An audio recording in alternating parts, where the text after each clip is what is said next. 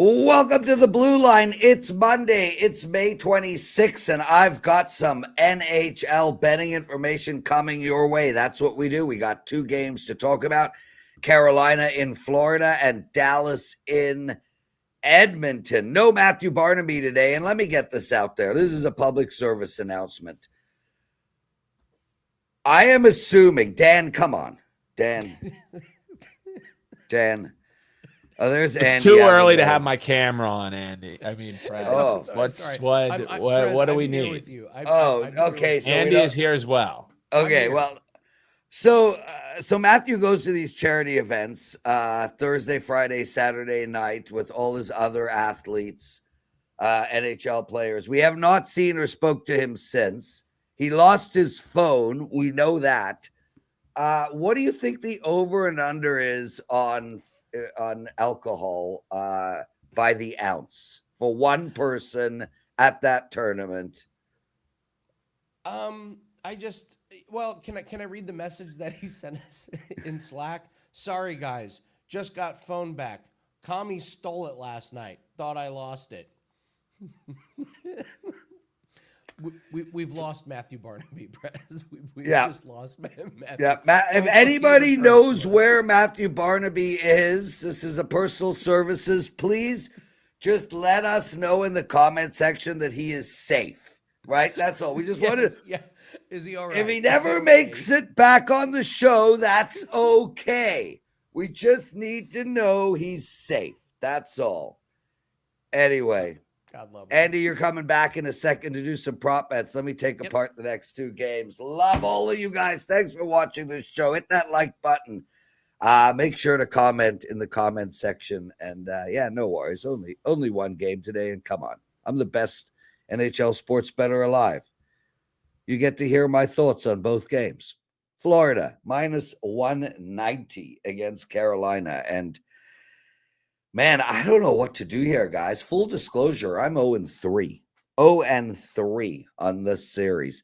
I took Carolina in game 1. I took Carolina in game 2. Oh, my lordy. And I took the under in game 3. And although I think the under was the right call, 1-1 going into the third, ended up exploding to a 6-2 hockey game. This Carolina team has lost 15 game round 3 games in a row. 15 round 3 games in a row. I mean, that is, I can't even make heads or tails of that. You would think that in 15 games they could have snuck one out. I mean, it's not like they're the Chicago Blackhawks playing Edmonton. This is a Carolina team that's perennially in the playoffs, constantly gets past round 1, often gets past round 2. And they have been swept 3 times in a row in round 3. And after tonight, it could be 4 times in a row in round 3. So how proud is this Carolina team? Do they care? I got to think that at plus 160, there is a small amount of value. And I say small because Florida is a beast. This team is as good as it gets up and down the lineup. They showed it to us against everybody. Tampa Bay came into that series the hottest team in hockey. Tampa Bay was favored to win the Stanley Cup. Florida got rid of them fast. The Toronto Maple Leafs won the division. Beat Florida 2 games in a row to start the series. Couldn't get going.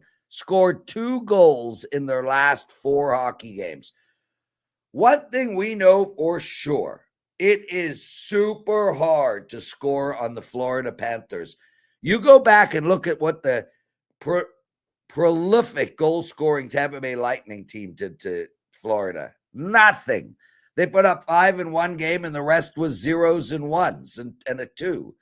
Toronto Maple Leafs started out well, couldn't score again. And this Carolina team can't score to begin with. So although I think there is a small amount of value on Carolina, the under has to be the play in this game. And I have said this to you guys many times. If you're taking the under in an elimination game, or frankly, even a playoff game, and it comes into the third period, 1-1, bet the over because you're going to have 3.5 or 4 on board.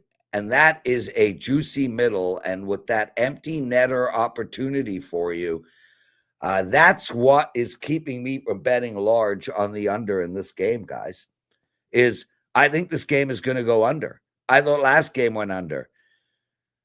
But there could be 5 minutes with an empty net. So tread cautiously.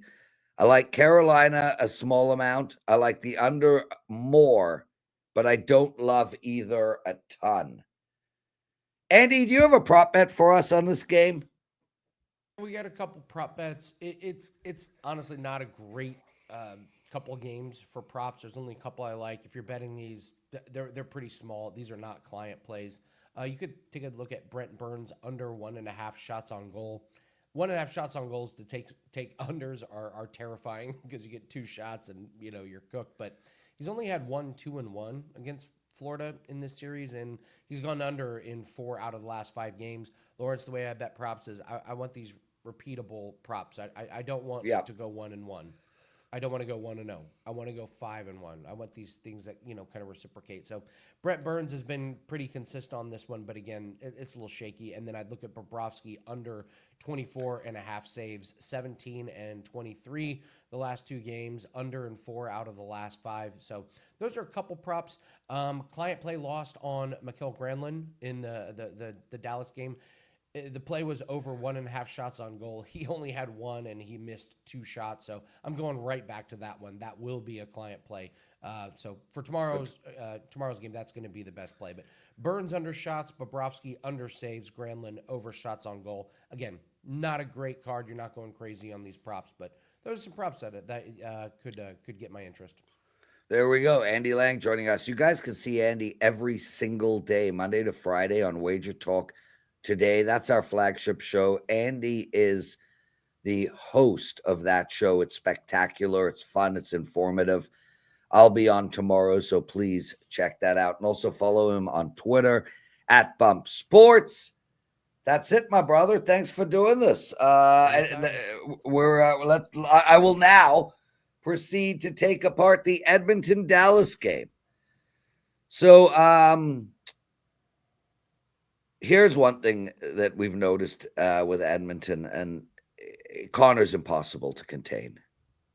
We've never seen an athlete like this, I would say, in any sport in a long, long, long time.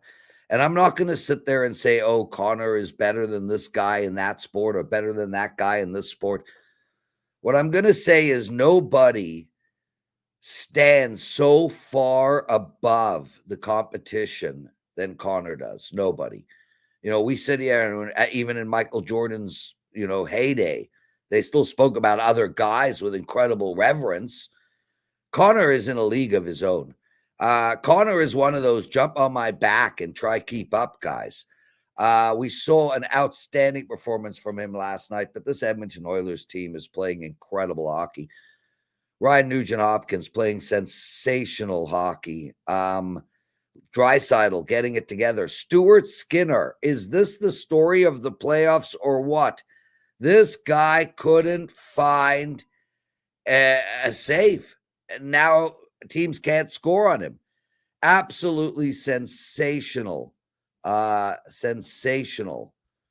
Performance by Stuart Skinner of late. Matthew Barnaby still not with us.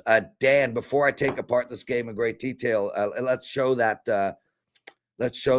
picture that we've got up there, so everyone gets missing. If found, please return to the Blue Line podcast. There he is, that handsome cat. I like the puck on the top of milk, dude. Jesus, you put that together like in 5 minutes. I wasn't messing around, Prez. When we're worried about his well-being, you know what I mean? I need to make sure we could find him. We need to find Matt Barnaby. Please, if you see him out, return him to the Blue Line podcast. Yeah, people need this, Prez. Looking for Matt Barnaby. Anyway, Edmonton, Dallas tomorrow. Dan, this is a hell of a game. Minus 170 for Edmonton, plus 140 with Dallas, a total of 6.5. And Man, I have dominated this series. They've played 3 games. I took the over in game 1. I gave you guys the under in game 2. I took the over in game 3.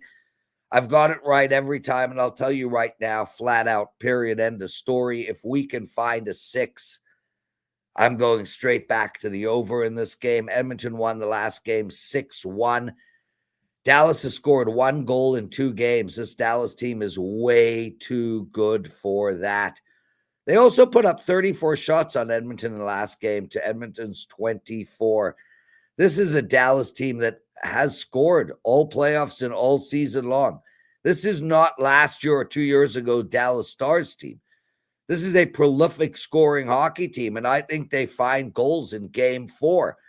It's just a straight math equation, and you use this when you handicap the NBA a lot. If a team shoots 50% from the floor and they go 3 games in a row shooting 32%, I think you can bet that they're going to have a great shooting performance night, game 4. And if they don't, game 5. And if they don't, game 6, and so on.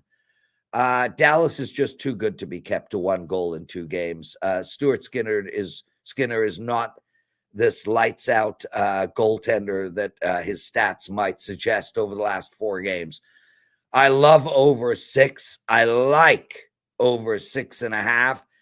And I lean on the Dallas Stars. Now, in the first 2 games, Edmonton was all over Dallas. I mean, literally all over them. And you saw it. Dallas really was struggling with Edmonton's speed. And although Dallas lost 6-1 to Edmonton in the last game, they actually played well offensively. They had a couple of goalposts, I think 3, if I recall. I watched the game. They missed an empty netter, which was absolutely nuts, chaotic in the crease, empty netter. There's goals in Dallas's stick. I would take Dallas plus the 140, and I would take the over. I do think they're correlated. And I would even maybe take a real small parlay on Carolina and Dallas, because that is going to pay an exceptional number, given that both are substantial dogs. And that's really it. So to recap, I like Carolina a little. I like the under more. I like Dallas a little. I like the over more. Those are the 4 picks for the next 2 games. I'm Lawrence Presman. That, my friends, the Blue Line. We're going to be back on Wednesday with or without Matthew Barnaby, so make sure to check that out. We're going to be doing our live show as well on Friday. Thanks so much for watching the Blue Line, everyone. Kick ass out there, and please don't you dare bet like an idiot.